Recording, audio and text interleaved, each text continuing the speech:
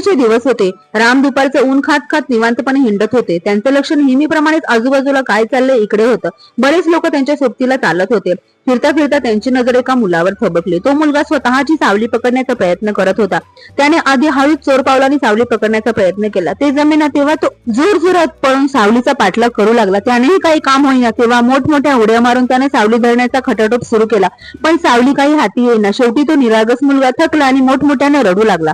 ही सगळी गंमत सुरुवातीपासूनच राम पाहत होता. मुलगा रडू लागला तेव्हा ते त्या मुलाजवळ गेला आणि त्या मुलाचे दोन्ही हात उचलून त्याच्याच डोक्यावर ठेवले. आपण आपली सावली पकडली हे लक्ष देताच मुलगा एकदम खुश झाला आणि ओरडला, जादू जादू झाली जादू. पण तुम्हाला ही जादू कशी काय जमली काका?